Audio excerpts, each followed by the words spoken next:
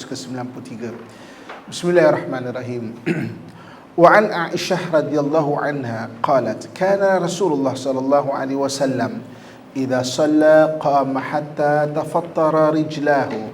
Qalat Aisyah ya Rasulullah atasna'u hadha wa qad ghufira laka ma taqaddama min dhanbika wa ma ta'akhkhara. Faqala ya Aisyah afala akunu 'abdan syakura. Aisyah radhiyallahu anha berkata, apabila Rasulullah sallallahu alaihi wasallam solat, beliau berdiri, baginda berdiri hingga kedua kakinya bengkak. Aisyah bertanya, wahai Rasulullah, kenapa engkau melakukan ini padahal dosa-dosamu yang telah lalu dan akan datang telah diampuni oleh Allah Subhanahu wa taala? Beliau menjawab, wahai Aisyah, tidak bolehkah aku menjadi hamba yang pandai bersyukur? Kan? Ibu kakak, tuan-tuan muslimin dan muslimat yang rahmat Allah sekalian, hari ini kita maksudnya nak belajar satu hadis, iaitu ketika Nabi SAW beribadah, orang lain melihat ibadah dia tu macam menyusahkan diri, kan? Macam kita lah hari ni, kadang-kadang kita buat satu benda amalan, orang nampak macam kita ni menyusahkan diri. Contoh katakanlah kita puasa, asyik puasa mak ni kan. Orang nampak kita menyusahkan diri. Okey, tapi kita tak rasa apa-apa. Okey. Jadi apa, katakan kita hari ni terlibat dengan benda-benda tolong orang, kebajikan ke apa semua kan. Kita sendiri pun badan dah tak berapa kuat. Maklumlah dah tak berapa muda, bukan tua tua sensitif kan. Tak berapa muda. Mak ni pergi sana, pergi sini, nenek ni pergi sana, pergi sini, tak penat ke? Orang nampak kita menyusahkan diri. Kan? Tapi kita sendiri tak rasa apa-apa. Okey. Jadi Aisyah radhiyallahu anha satu ketika dia melihat Nabi SAW sembahyang, bangun, duduk, bangun, berdiri, bangun, sembahyang, sujud kan. Sampai kaki Nabi tu agak bengkak menurut pandangan Aisyah. Dan Aisyah tanya, wahai Rasulullah, kenapa engkau sembahyang sampai mana bahasa dia macam menyusahkan diri lah. Apa kata Nabi SAW? Tak boleh ke aku jadi seorang hamba yang bersyukur? Okey. Kenapa perkataan ini dipilih oleh Nabi SAW? Okey, syukur ni dia ada dua benda. Ada dua jenis syukur. Sebab syukur ni dia ada implikasi dia. Apa implikasi bersyukur? Dalam Quran Allah sebut, la in syakartum la azidannakum. Kalau bersyukur, Allah pasti akan tambah nikmat kita. Syukur ni dia ada dua jenis syukur. Satu, syukur pada nikmat yang telah ada. Okey. Syukur yang pertama adalah syukur pada nikmat yang telah ada. Okey. Apa kemahiran yang perlu kita ada? Kemahiran mengenang. Kita mengenang dan mengiktiraf sesuatu benda itu adalah nikmat. Itu satu kemahiran. Orang kadang-kadang inborn, lahir-lahir dia jenis susah untuk mengenang benda lepas. Ada orang jenis macam tu tau. Ada orang memang dia punya inborn dia mudah mengenang benda lepas. Kan? Ada orang ni tak sama Orang ni tak sama. Mungkin depan saya pun ada juga. Ada orang yang memang move on dia. Dah lepas-lepas lah. Kan? Kau dia sedih je lepas-lepas lah. Tak semudah itu. Ada orang memang dia susah nak move on sebab dia memang jenis dia adalah past oriented. Dia jenis orang yang suka kenang-kenang benda-benda lepas. Okey. Ada orang memang future oriented. Mana dia lepas-lepas lah. Dia akan suka tengok benda depan. Kan? Kelebihan dia memang mudah move on. Kelemahan dia pula orang yang future oriented ni adalah dia mudah anxiety, mudah rungsing. Kan? Sebab dia ke depan, tapi dia lepas-lepas lah macam tu. Jenis orang tak sama. Okey. Jadi nak bersyukur ni kita kena ada satu kemahiran mengenang, kemahiran untuk duduk di past oriented. Satu kemahiran, maknanya kita duduk dan kita kenang apa nikmat yang telah kita ada. Itu kemahiran itu kena bentuk. Jadi kita dipanggil, kalau dalam bahasa Arab dipanggil tafakkur. Tafakkur ni berfikir, kan? Berfikir maknanya okey, apa nikmat yang telah Allah Subhanahu Wa Taala bagi kepada kita. Dan kalau kita hari ni kita pandai mengenang, kita akan rasa kita sebenarnya berada di lautan nikmat. Sedangkan masalah-masalah itu hanya kecil saja. Keliling kita ni memang masalah. Semua manusia akan diuji dengan masalah. Tak ada manusia yang tak ada masalah. Kalau di Malaysia ni ada 2 tempat saja orang yang tak ada masalah. Sama ada hospital bahagia atau Tanjung Rambutan. Itu tempat orang yang memang happy, tak ada masalah. Kita yang berada kat luar, kat Esa Restu ni, kat Shah Alam, kat Kelang, dekat mana, Seremban, kat mana, akan ada masalah. Bezanya apa? Bentuk. Kesamaan masalah menyempitkan hati. Itu kesamaannya. Orang beza bentuk. Ini kesihatan, ini keuangan, ini keluarga, ini suami, ini isteri. Beza bentuk je. Kesamaan dia menyempitkan hati. Okey. Jadi kita duduk, memang kita ada masalah. Tapi kita duduk dalam lautan nikmat sebenarnya. Kesihatan, alhamdulillah. Banyak lagi benda-benda yang lain yang kita ada. Dan kita boleh beribadah sekalipun adalah kerana nikmat yang Allah bagi pada kita, bukan kehebatan kita.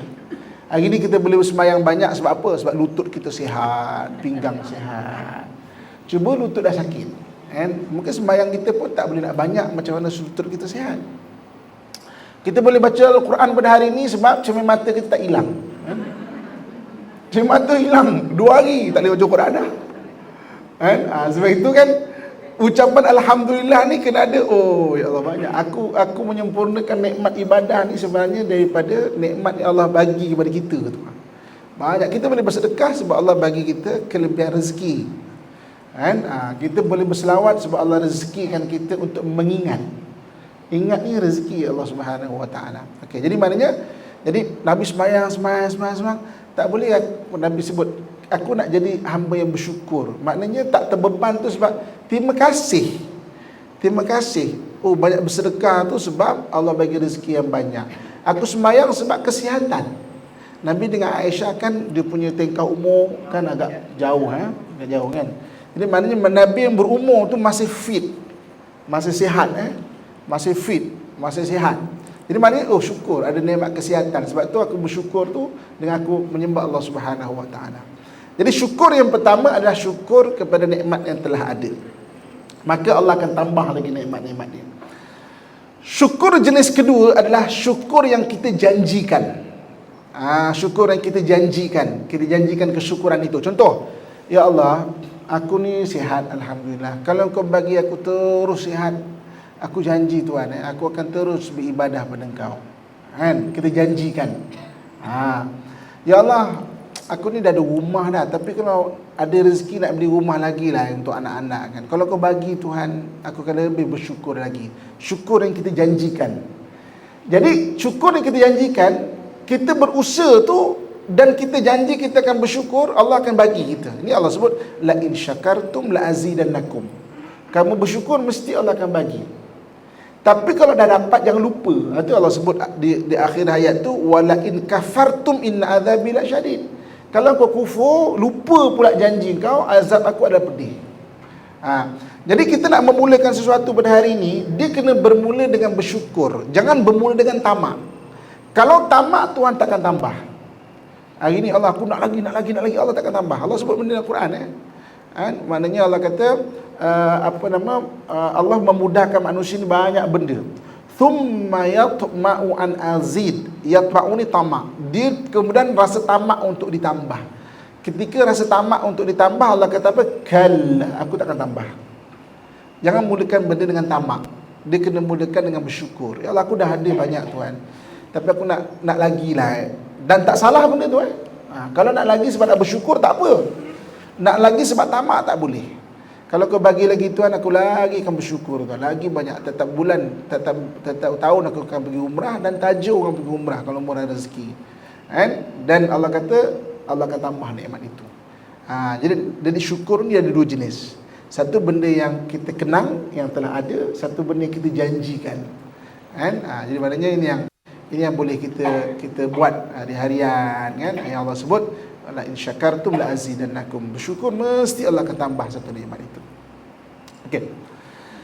Hadis ke-194.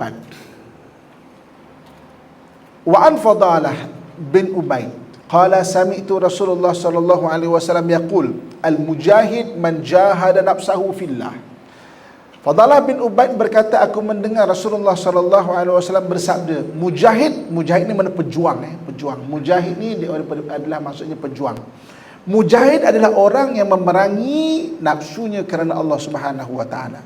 Man jahada nafsahu fillah, siapa yang memerangi dirinya sendiri atau nafsunya itu kerana Allah Subhanahu wa taala. Okey.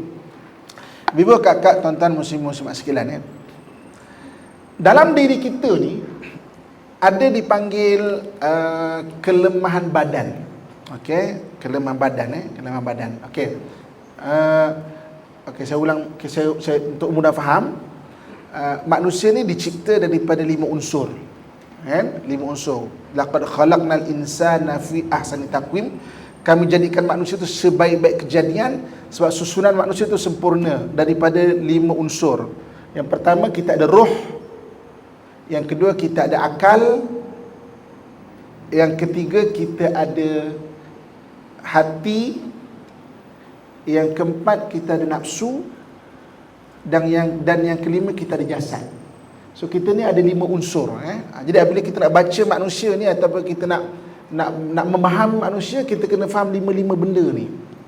Kan? Dia ada roh, dia ada akal, dia ada jasad, dia ada nafsu, dia ada hati. Mana nak memahami manusia, kena faham 5 benda ni. Okey. Saya tak syarahkan 5 benda ni. Dalam kuliah lain saya pernah bahas benda ni.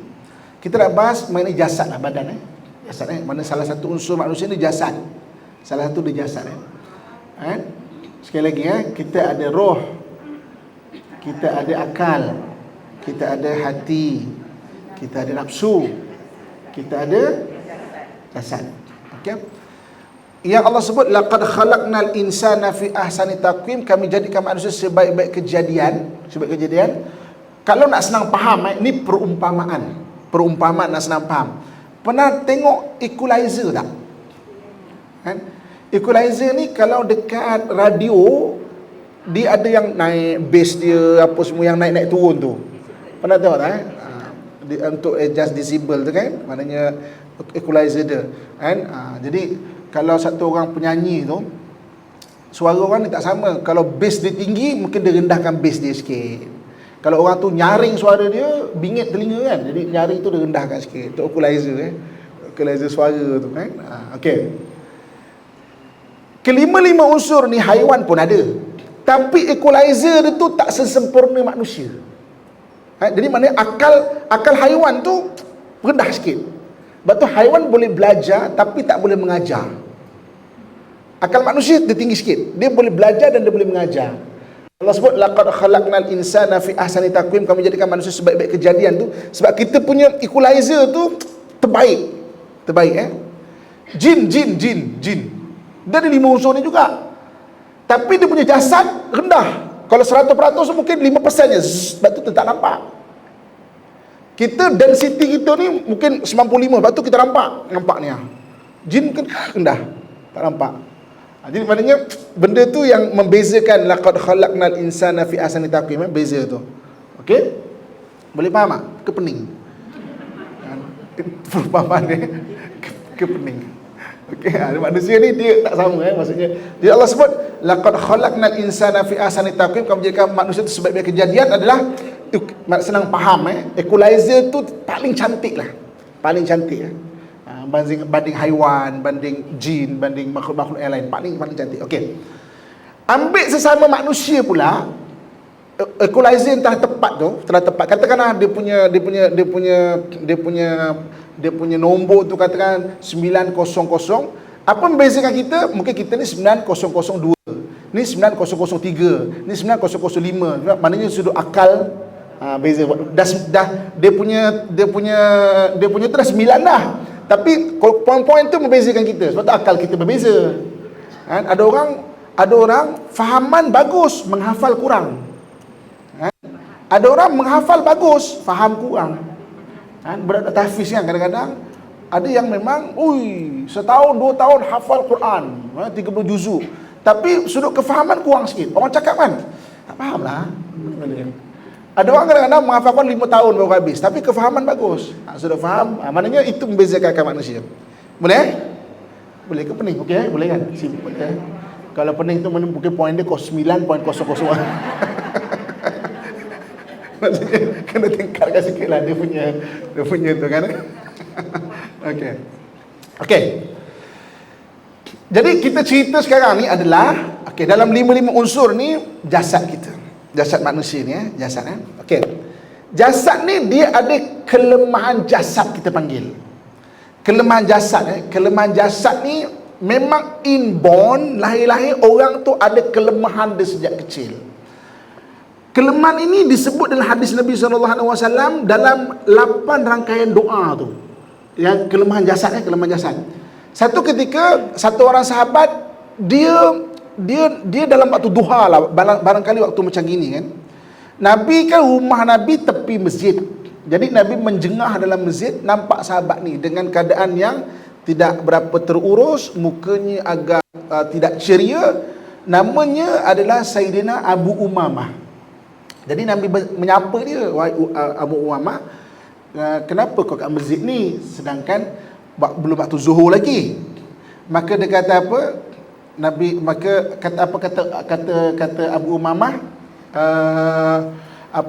the sadness and cowardice, dia kesedihan dan juga ketakutan macam menyelubungi jiwaku. The sadness maknanya kesedihan itu menyelubungi jiwaku.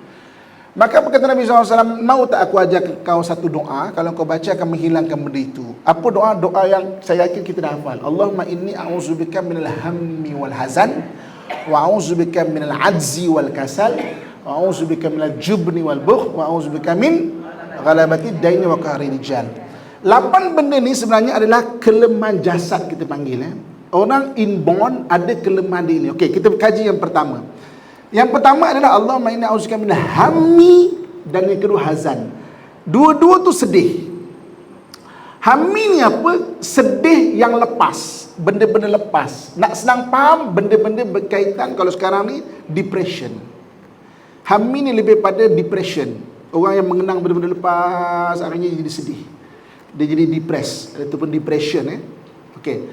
Al-hazan ni sedih juga. Sedih apa? Benda yang sekarang dan akan datang. Maknanya anxiety. Benda rungsing, anxiety. Jadi Allahumma inni a'udzubika minal hammi wal hazan. Aku berlindung kepada Allah daripada benda-benda kesedihan, hammi dan hazan. Hammi ni sedih benda lepas. Hazan ni sedih benda akan datang. Okey. Benda ni ada kelemahan badan. Kelemahan badan maksudnya ada orang yang inborn dia mudah anxiety. Ada orang inborn dia mudah depression.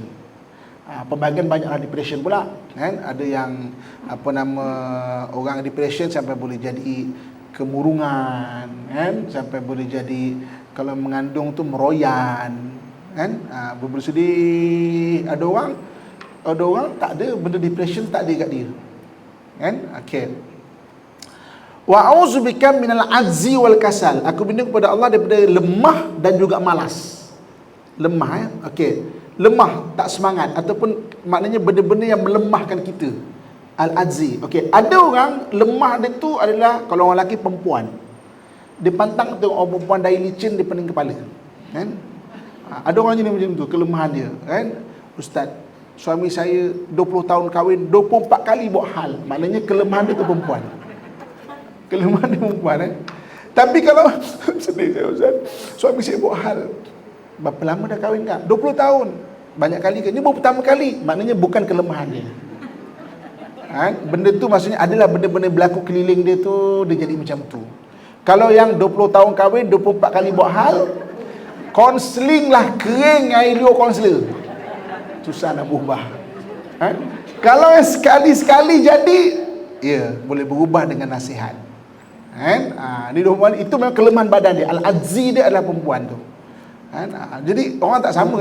Orang tak sama. Jadi maknanya al-azzi, al-kasal, the laziness, the mystery of the laziness, the myth of the laziness, memang ahli psikologi kaji. Tapi dalam hadis Nabi dah ajar dah.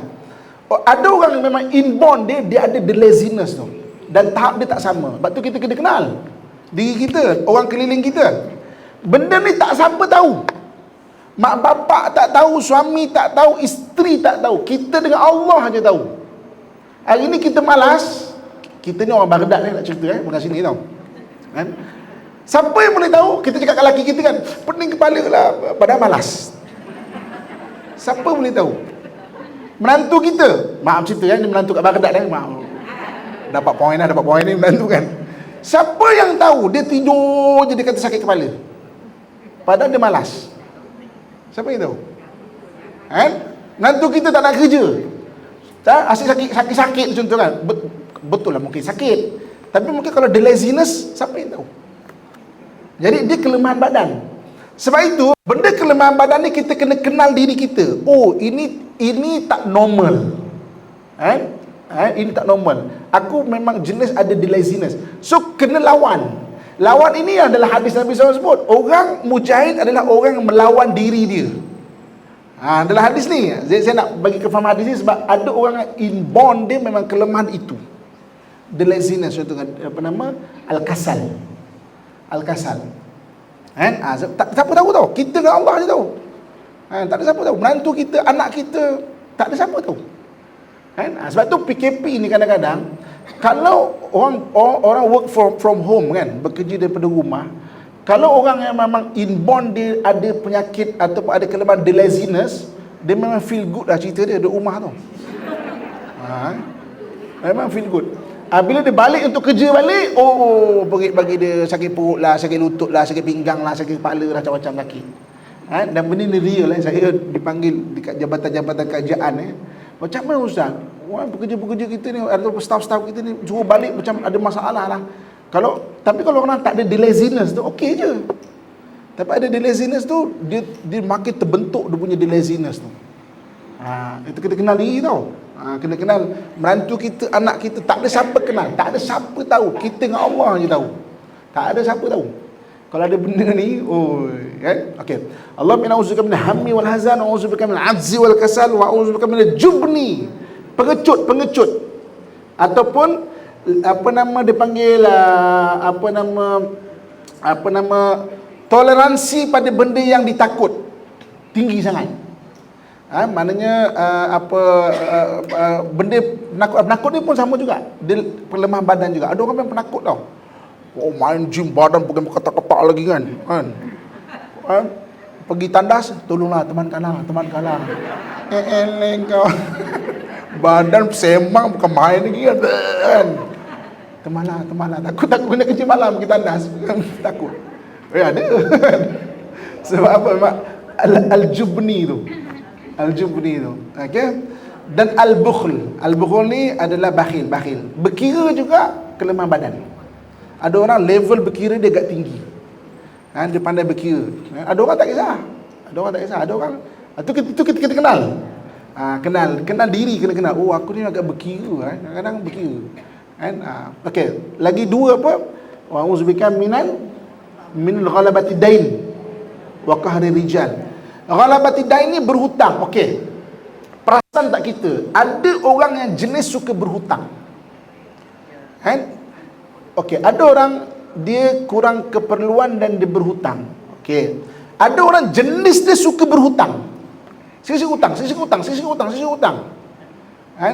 Kita kena kenal. Kalau kita ke menantu kita, ke anak kita jenis tu, memang kena, ni kelemahan badan ni. Kena ingatkan, kena bagi tahu. Ada orang memang suka jenis berhutang. Nak hutang dan bayar tak usah cerita lah. Ni kita cerita suka berhutang, bayar tak usah cerita lah. Ke berhutang. Sebenarnya itu kelemahan badan, kelemahan inborn.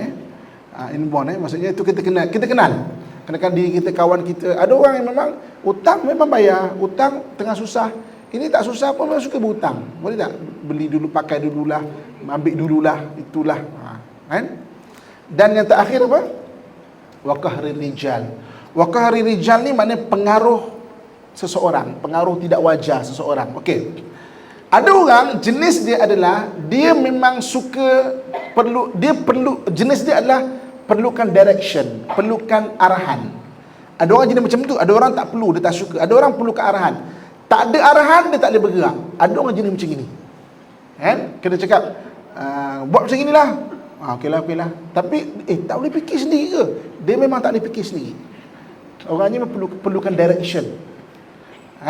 Sebab itu saya kalau ceramah pada orang lelaki dan pada anak-anak kita kena pesan, Orang lelaki ni jangan malas nak buat keputusan. Hatta bermula dengan benda kecil-kecil, takut benda tu jadi tabiat. Contoh, abang nak makan apa bang? Apa-apalah. Kan? Abang nak pakai baju apa bang? Apa-apalah. Kalau kita perasan, orang yang macam ini, dia bermula dengan malas buat keputusan benda kecil-kecil, nanti dia akan start sampai benda besar-besar.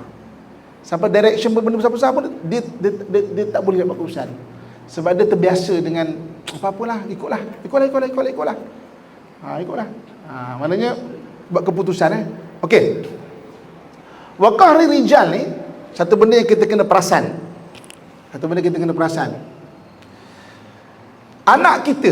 Anak saya ni bagus ustaz. Ikut je cakap saya. Tapi lepas kahwin dia berubah ustaz. Dia ikut cakap bini ustaz. Okey. Anak kita, kalau kita takrifkan dia baik sebab ikut cakap kita, bagus. Tapi takut-takut dia ada waqahri rijal. Dia oleh orang yang suka dapat direction. Sebenarnya, kalau kita kata anak saya bagus, saya cakap AA lah dia, BB lah dia, bersedia untuk kehilangan anak kita kalau dia kahwin. So waktu tu bila dia kahwin, yang rapat dengan dia, yang selalu bagi direction adalah bini dia. Waktu tu dia akan ikut cakap bini dia. Bini dia bukan queen control tau. Kita jangan tuduh menantu kita pula, menantu saya queen control, tak. Anak tu sendiri yang suka dapat direction. Sebab dia punya kelemahan adalah waqahri rijal. Lepas tu kadang kita pelik, kenapa ada orang yang masuk kumpulan gangster, dia tak boleh buat jahat, dia rela kena pukul. Kenapa boleh ikut orang jenis macam ini Sebab waqahri rijal. Dia tu tak boleh buat keputusan hidup dia. Dia adalah orang yang suka dapat direction. Boleh tak faham? Jadi dalam hadis yang disebut, al-mujahid man jahada nafsahu fillah. Mujahid, pejuang, adalah orang yang melawan diri dia kerana Allah Subhanahu Wa Taala. Dia kena bermula dengan kita tahu apa kita punya kelemahan. Paling kurang 8 benda tadi tu yang Nabi ajar dalam hadis Nabi SAW. Sebab itu kalau kita tengok lafaz hadis ini, dia ada alif lam. Alif lam ni de. Katakanlah madrasah, sekolah.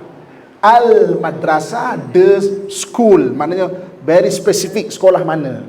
Ada alif lam tu. Lafaz hadis ini adalah semua adalah alif lam. Allahumma inni a'udzubika minal ajzi, al-ajzi dan al-kasal. Bukan general tau. Very specific. Maknanya memang penyakit-penyakit kelemahan diri kita panggil. Sebab itu bila kita faham, aku ni ada the laziness dan benda tu tak normal, maka kita lawanlah diri kita. Kalau nak malas bangun, lawan. Jadi maknanya perjuangan melawan diri itu adalah sampai ke tua. Sebab kelemahan itu adalah kelemahan diri kita. Itu sebahagian daripada diri kita. Walaupun kita dah develop 20 tahun, dah okey, dia akan jadi balik. Sebab itu kelemahan inborn. Kelemahan lahir-lahir memang ada kelemahan tu. Sebab tu kita kena faham. Al-ajzi, benda-benda yang boleh kita lemah. Contohnya kan, ada orang lemah dengan pangkat. Ada orang lemah dengan pangkat. Sebab itu, jadi ketua jabatan, alhamdulillah, bagus kan. Maksudnya, bagi direction. Pencen, berebut jadi pengerusi surau. Bergaduh pula pengerusi surau. Sebab kelemahan ada pangkat. Dia tak ada pangkat, dia jadi pening. Memang ada orang jenis macam tu. Dia tak boleh jadi pening. Dia kena ada satu status. Ada orang humble je, tak kisah pun. Maksudnya bukan kelemahan dia. Al-ajzi kita tu apa? Ada orang kadang-kadang perempuan. Ada juga orang perempuan laki tau. Ada juga dia laki. Betul Ada orang yang dia suka tengok orang laki yang badan ketak-ketak. Kita mungkin apa ni kan? Kita ada orang dia. Ada orang suka tengok orang laki pandai. Dia tengok pandai, dia cakap, biasanya dia suka lelaki pandai. Ada jenis macam tu. Itu al-ajzi tu. Kelemahan kita apa? Jadi al-mujahid, pejuang tu ataupun mujahid itu adalah orang yang melawan diri dia. Kebanyakan kadang-kadang macam hatta kita ni pun nak senang faham, kita cakap melawan hawa nafsu. Tapi nafsihi ni memang dirinya. Diri tu. Kelemahan diri. Kelemahan nafsu ni kita sebenarnya lebih mudah sebenarnya. Lebih mudah walaupun susah nak cerita berbanding dengan kelemahan diri, kelemahan yang inborn. Sebab kelemahan nafsu tu kita stop dengan ilmu, okey.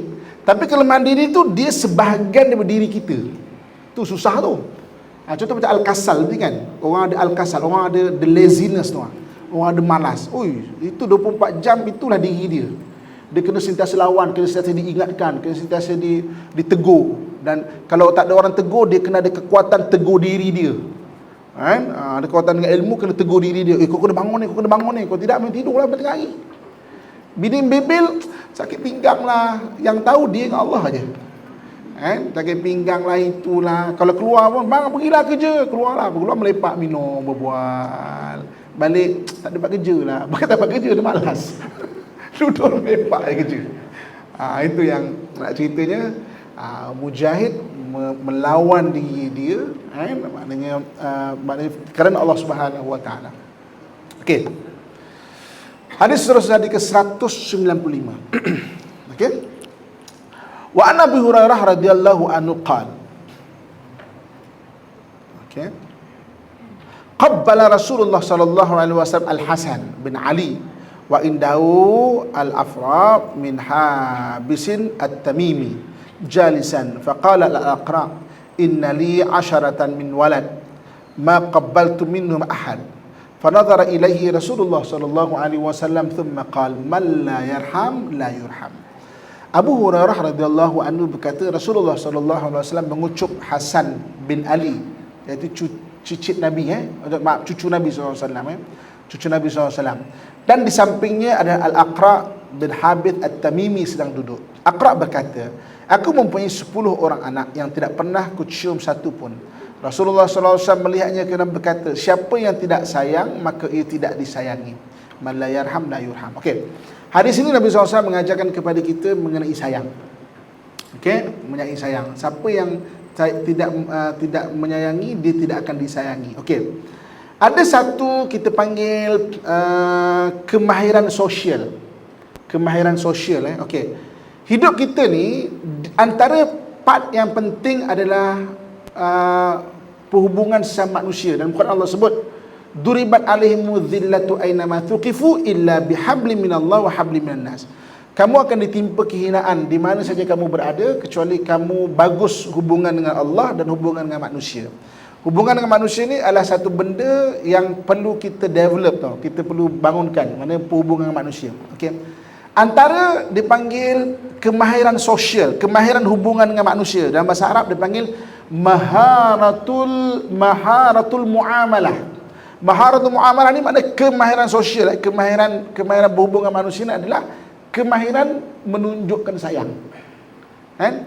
Ada orang jenis kadang-kadang sayang tu di hati, dia tak pandai tunjukkan. Tapi dalam hadis kita tengok banyak hadis Nabi suruh tunjukkan sayang. Itu kemahiran. Kita cakap saya tak pandai nak tunjuk sayang ni, tapi hati saya memang penyayang. Kan? Bagus dah benda tu, dah dekat hati. Tapi kena belajar juga untuk menunjukkan. Belajar untuk menunjukkan. Okey. Jadi dalam hadis Nabi SAW sebut bahawa siapa yang tidak menyayangi tidak akan disayangi. Sayang benda hati, dan ada satu kemahiran kena belajar untuk tunjukkan. Belajar tunjukkan dengan cara macam mana? Macam hadis Nabi SAW, Nabi sebut Nabi cium cucu dia, duduk belai, maknanya sama-sama. Itu kemahiran sosial dalam perhubungan sama manusia ni. Kan? Maknanya kena tunjuklah. Kena tunjuk. Kalau kau tidak, orang tak faham. Kan? Sebab manusia bukan ahli sihir untuk dia faham sendiri-sendiri. Kan? Takkan dia tak faham, dia suami kot. Dia memang tak faham. Kan? Macam mana? Kita kena belajar untuk tunjuk. Itu kemahiran sosial. Antara benda yang kena bangunkan. Betul, kena belajar. Senyum, itu kemahiran sosial. Saya ni penyayang tau, tapi muka macam ni. Macam mana orang nak tahu kita ni penyayang ke tak? Muka pun hujung hidung kembang-kembang kan. Tapi memang ada orang macam tu. Nampak garang tapi penyayang. Ada. Tapi dalam Islam memang suruh bangunkan benda kemahiran sosial, menunjukkan benda sayang tu. Senyum, kadang hadis Nabi sebut kan, tabassumuka fi wajhi akhika laka sadaqah. Senyuman di hadapan saudara kamu merupakan sedekah. Senyuman kemahiran sosial. Ada orang mudah senyum, ada orang susah nak senyum. Muka dia memang jenis ni. Pergi tengok ketat memang jenis. Memang jenis dia, nak macam mana kan? Tuhan bagi dia, itu bahagian dia lah ya. Macam mana? Tapi kena belajarlah senyum. Pergi tengok cermin tu, walaupun mula-mula senyum sengit sebelah ke apa, tak apa. Belajar. Kemahiran sosial untuk kasih sayang antaranya adalah respon spontan.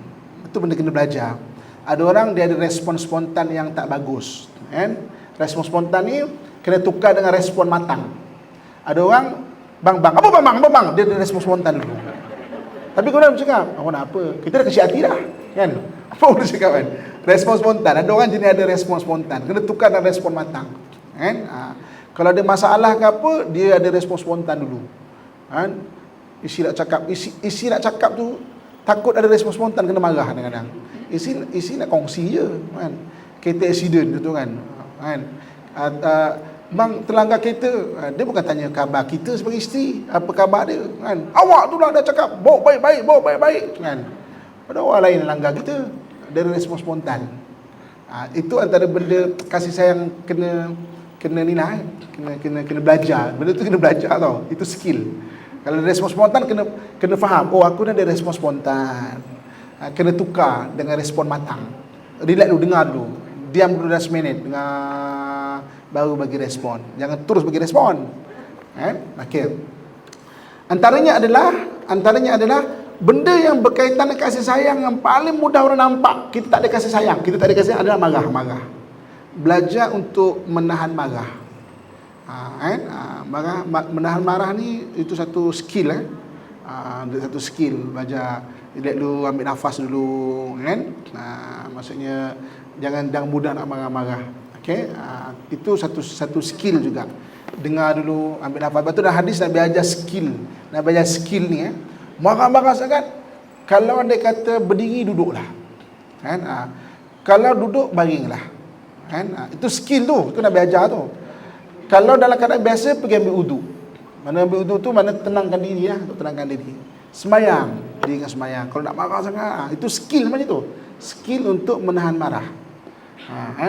Jadi maknanya ada benda selawat dulu, tenangkan hati dulu, kan? Kadang respon spontan kita ataupun ketika marah, respon marah kita tu jadikan kita, orang tak nampak kita ada kasih sayang.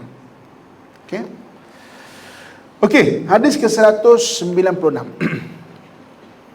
Wa an Abi Hurairah radhiyallahu anhu anin Nabi sallallahu alaihi wasallam qala inna lillahi mi'ata rahmatin anzala minna rahmatan wahidatan bainal jinni wal insi wal bahaim wal hawam fiha yata'atafu wa bihima wa yatarahamuna biha tu'tiful wahshu 'ala waladiha wa akhara Allahu 99 rahmah yarhamu biha ibadahu yaumal qiyamah.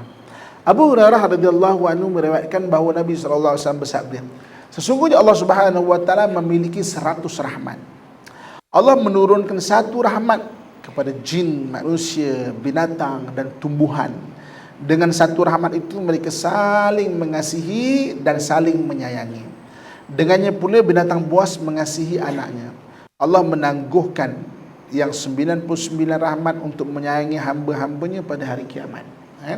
Jadi Allah Subhanahu Wa Taala ada, maknanya kalau rahmat itu atau sayang itu ada 100, satu saja Allah bagi kepada penduduk bumi ini, sampai Nabi sebut dikongsi penduduk bumi pun orang ada kasih sayang lagi, kan?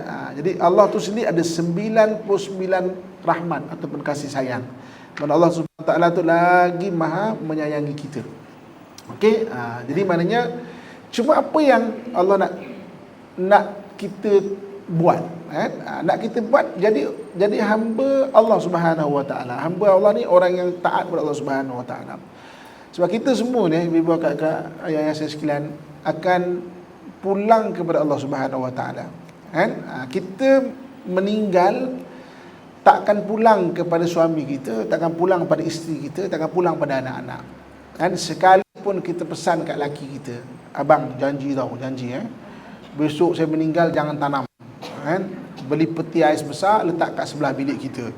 Agak-agak suami kita nak buat tak agak-agak awak sayang saya kan, janji tau.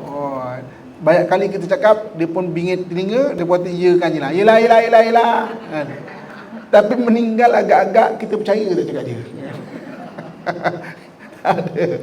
Hari ni meninggal, dihantar balik kepada Allah Subhanahu Wa Taala. Sebab sifat kita ni inna lillahi wa inna ilaihi raji'un. Kita datang dari Allah, kita pulang kepada Allah Subhanahu Wa Taala. Jadi sayangnya Allah pada kita apabila kita nak jadi hamba Allah Subhanahu Wa Taala. Nak jadi hamba Allah ni memang kena taatlah perintah Allah Subhanahu Wa Taala. Dan Allah tahu benda tu bukan mudah. Terutama nak jadi baik akhir zaman. Oh, bukan mudah nak baik jadi akhir zaman. Nak jadi isteri solehah akhir zaman kan senang ke? Kan? Isteri solehah. Nama isteri maknanya ada suami. Kan? Jadi mana nak jadi isteri solehah akhir zaman, suami tu jadi mening kepala kita. Kan senang jadi isteri solehah akhir zaman. Oh, kan macam-macam. Dia cocok kita, dia nyakitkan hati kita, dia tak kira. Yang ketika kita marah, awak ni neraka tau, neraka je kerja. Kan? Yang dia cocok kita, dia buat kita marah, dia tak kira. Abang-abang, ayah-ayah saya sekalian kan, nak jadi suami akhir zaman kan senang ke? Susah. Saya kan, ofis saya tepi tu, saya 9, kan tepi tu ada restoran kan. Saya kadang-kadang petang-petang turun pergi minum. Okey. Nampak Pak Haji ni, saya suka menyapa. Saya kunci, cili merah kan. Saya kunci, selalu nampak kat sini kan. Barangkali dia tarik dia sedap pun kan. Tiba-tiba dia memandang saya dengan muka yang penuh beremosi kan? Tak adalah ustaz, umum macam sekarang ni minta air pun kena marah. Sekarang abang, ayah-ayah, senang ke jadi suami yang soleh akhir zaman, minta air pun kena marah. Itu belum buka mulut dah warning. Abang nak minum air, ambil sendiri jangan susu orang. Belum buka mulut kena warning. Aduh. Nasib kita lah bang. Okay. Jadi Allah tahu dekat akhir zaman bukan mudah nak jadi baik. Sebab itu tak berjaya minta ampun, baiki diri. Tak berjaya minta ampun, baiki diri. Lebih baik kita menjadi orang yang sentiasa minta ampun dan baiki diri daripada kita rasa kita betul je kan. Kita betul. Lebih baik kita rasa, ya Allah aku minta ampun Tuhan, dan baiki diri, minta ampun ya Allah, baiki diri, daripada kita rasa kita betul je kan. Jadi maknanya di akhirat besok Allah nak tengok siapa yang berusaha mencari redha Allah Subhanahu Wa Taala itu. Okey. Hadis yang terakhir pada hari ini 197. Hadis 197. Bismillahirrahmanirrahim. Wa an Aisyah radhiyallahu anhu anna Rasulullah sallallahu alaihi wasallam qala, ya Aisyah, inna Allah rafiqun yuhibbu rifqa wa yu'ti ala rifqi ma la yu'ti ala unfi wa ma la yu'ti ala ma siwahu. Daripada Aisyah radhiyallahu anhu bahawa Nabi SAW bersabda, wahai Aisyah, sesungguhnya Allah itu lemah lembut dan mencintai kelembutan. Dia memberi balasan atas kelembutan, satu balasan yang tidak diberikan ke atas kekerasan dan tidak diberikan atas lainnya kan. Allah Subhanahu Wa Taala dalam hadis ini Nabi SAW sebut bahawa Allah tu adalah Rafiq. Rafiq ni maha lemah lembut dan menyukai kelembutan, menyukai sifat yang lemah lembut. Dan Allah Subhanahu Wa Taala tidak memberi maksudnya kebaikan kepada orang yang berlemah lembut. Ada kebaikan-kebaikan yang kita tak tahu, yang kita tak perasan dibanding orang yang kasar ataupun keras. Okey. Apabila sebut rifqi ni dia sifat. Sifat ni dia bermula daripada hati kita. Okey. Dia bermula daripada hati kita. Okey. Kenapa kita nak bersifat dengan lemah lembut? Kerana Allah menyukai benda itu. Jadi kita ni kan nak jadi hamba Allah Subhanahu Wa Taala. Dengan kita berusaha menjadi orang yang lemah lembut kerana Allah Subhanahu Wa Taala, maka Allah akan beri kepada kita kebaikan-kebaikan yang banyak. Okey. Dalam amalan-amalan kita ni, amalan-amalan kita harian ni, dia ada dipanggil anugerah pahala dengan anugerah kelebihan. Ada dua Ada dua anugerah pahala dan anugerah kelebihan. Contoh nak senang faham solat duha. Ni kan waktu duha kan. Apabila kita menggunakan solat duha, dia ada anugerah pahala, ada anugerah kelebihan. Apa kelebihan solat duha? Antaranya murah rezeki. Ada murah rezeki. Okey, apa lagi? Katakan kita bersedekah pada hari ini. Sedekah, dia ada anugerah pahala, dia ada anugerah kelebihan. Anugerah pahala pahala sedekah lah. Anugerah kelebihan lagi Allah tambah rezeki tu. Kan? Dan hadis yang disebut tidak akan kurang harta dengan kita bersedekah. Allah akan tambah lagi. Okey. Sama juga dengan sifat-sifat yang Allah SWT suruh ataupun Nabi suruh kita bersifat. Contohnya macam kita berlemah lembut kan. Ada pahala berlemah lembut, ada kelebihan. Tapi kelebihan tu dalam hadis ni Nabi tak sebut secara spesifik apa dia bentuk dia, tapi Nabi sebut Allah akan bagi kelebihan orang yang berusaha nak berlemah lembut sesama manusia tu kan, dengan ada kelebihan yang banyak Allah akan bagi dibanding orang yang mana suka dengan kekerasan lah. Sebab itu maknanya kita berusaha untuk membentuk itu, dan kita kena faham, okey, Allah akan bagi pahala, anugerah dan juga kelebihan. Cuma kelebihan tu tak disebut spesifik kan, apa benda, tapi adalah kelebihan Allah bagi kan. Mungkin Allah SWT akan bagi kesihatan, kita tak tahu kesihatan. Allah SWT bagi ketenangan hati kan. Tenang-tenang ni benda tak boleh beli di kedai kan. Dia adalah anugerah dari Allah Subhanahu Wa Taala. Kita pergi kedai, kita cakap, "Dik, ada tenang tak?" Kan? Beli sekilo ada tak ada kan? Tak ada. Kalau tenang tu boleh dibeli, habis kan. Maknanya orang berduit je, stok kat rumah tenang kan. Tapi dia tak boleh beli. Allah anugerahkan. Jadi benda-benda kebaikan-kebaikan tu Allah ada bagi pahala dan juga ada anugerah Allah Subhanahu Wa Taala. Okey, jadi saya setakat saya dulu yang boleh kita kongsikan. Yang baik datang daripada Allah Subhanahu Wa Taala, yang kurang tu dari kelemahan diri saya sendiri. Aqulu qauli ma sami'tum, astaghfirullah li wa lakum wa lisairil muslimin fa ya fawzal mustaghfirin wa ya najat at-taibin. Assalamualaikum warahmatullahi wabarakatuh. A'udzubillahi minasyaitonir rajim. Bismillahirrahmanirrahim. Alhamdulillahi rabbil alamin, wassalatu wassalamu ala asyrafil anbiya'i wal mursalin wa ala alihi washabihi ajmain. Ya Allah, ya Tuhan kami, kurniakan kepada kami ilmu yang bermanfaat ya Allah, dan kurniakan manfaat kepada ilmu yang kami pelajari ya Allah. Hindarkan kami dari segala mara bahaya ya Allah, dari hasad dengki manusia yang menghasad ya Allah, dari kezaliman manusia yang jahat ya Allah, daripada gangguan jin dan syaitan ya Allah, daripada penyakit yang berjangkit ya Allah, daripada perkara yang tidak mampu kami tanggung ya Allah. Allahumma rabbana atina fid dunya hasanah wa fil akhirati hasanah wa qina adzabannar wa adkhilnal jannata ma'al abrar ya aziz ya ghaffar ya rabbal alamin. Wa sallallahu ala sayyidina wa maulana Muhammad wa ala alihi wa sahbihi ajmain. Subhana rabbika rabbil izzati amma yasifun wa salamun alal mursalin walhamdulillahi rabbil alamin. Taqabbalallahu minkum minna wa minkum taqabbal ya karim. Alhamdulillah.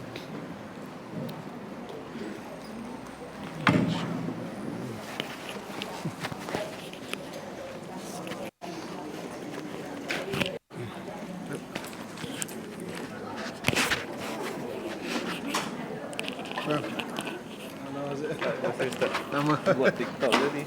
Oh ya. Oh,